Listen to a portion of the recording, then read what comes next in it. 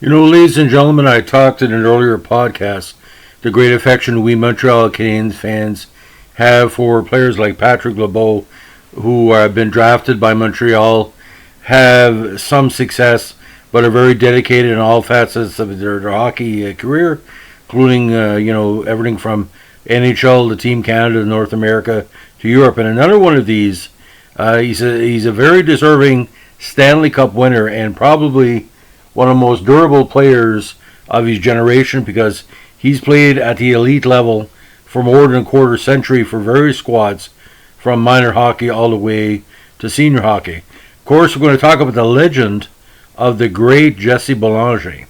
Now, Joseph Jesse de Belanger was born June 15th, 1969, in the beautiful Quebec community of Saint Georges.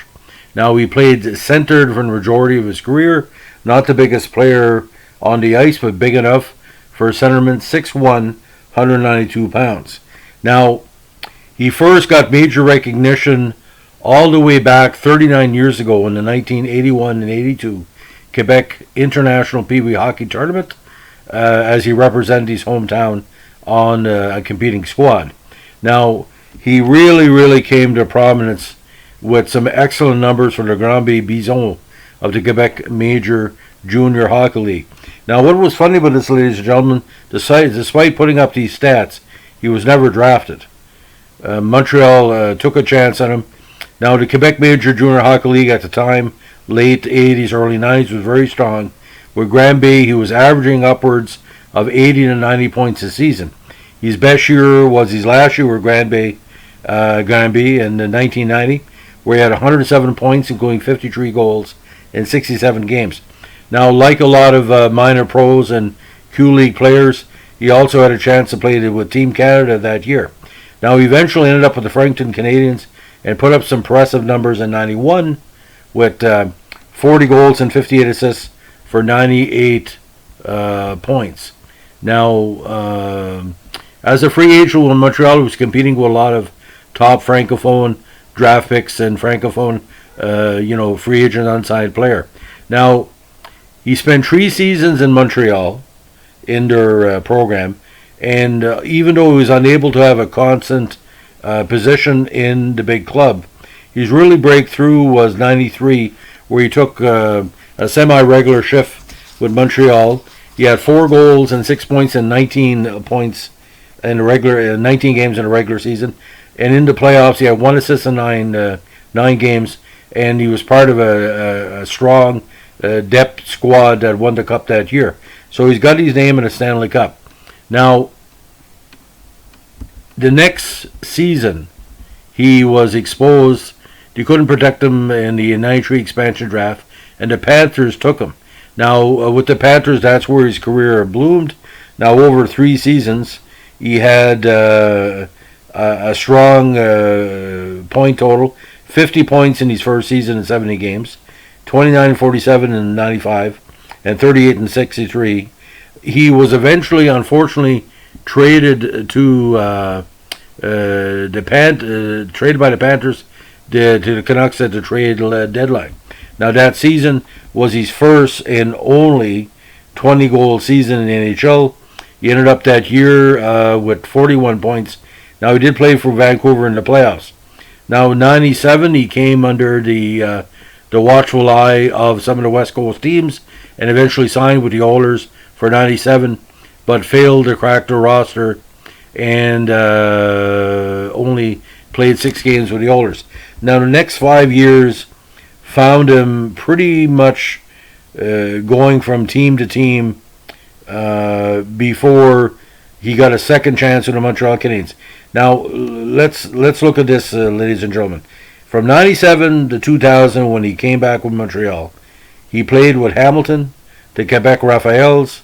He played internationally with the SC Curaçao, Las Vegas Thunder, Cleveland Lumberjacks, and Quebec Citadels. Now, he ended up back with Montreal in 2000, put up some decent numbers with 9 points in 16 games, including 3 goals. Next season, he found himself with the New York Islanders, and unfortunately, that was At the time, we didn't know it, but it was the end of his NHL career.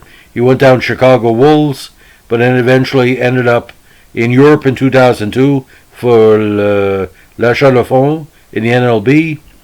He then went into the Senior League in Quebec for half a season, then back to Hamburg, Frankfurt Lions in the NLB for 3 seasons, then back to the Quebec Senior League for a number of campaigns.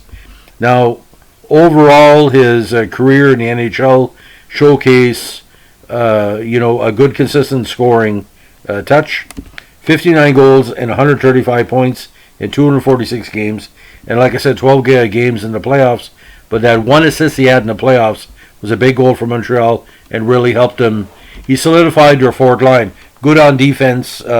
We remember him in the playoffs basically being that energy that Montreal needed when, especially against Nordiques and other squads.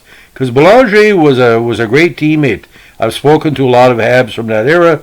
He said that Belanger was brought back specifically because he was a good gentleman, a good motivator for the young players.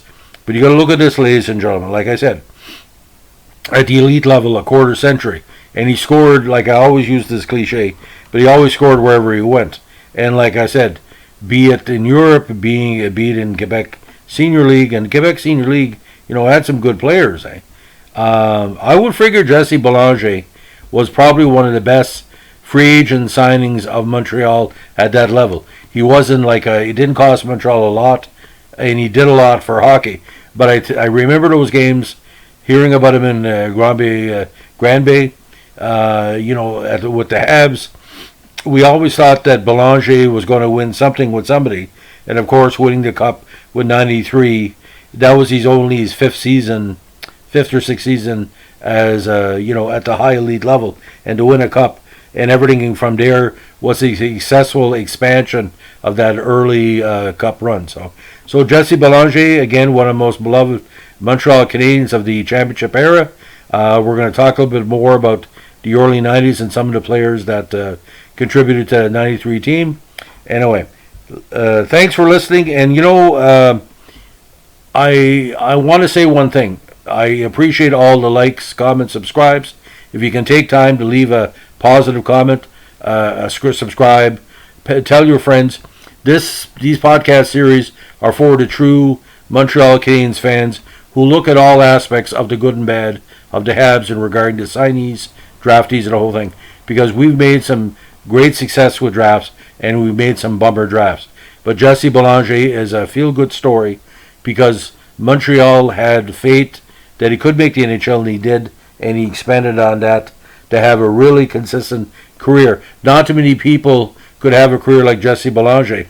Because when you say Jesse Belanger, people say, oh yeah, that's that cup winner, that small player that really did well, played all these leagues, not say he's a household name, but he has respect every time you mention his name. Have a good afternoon. Bye.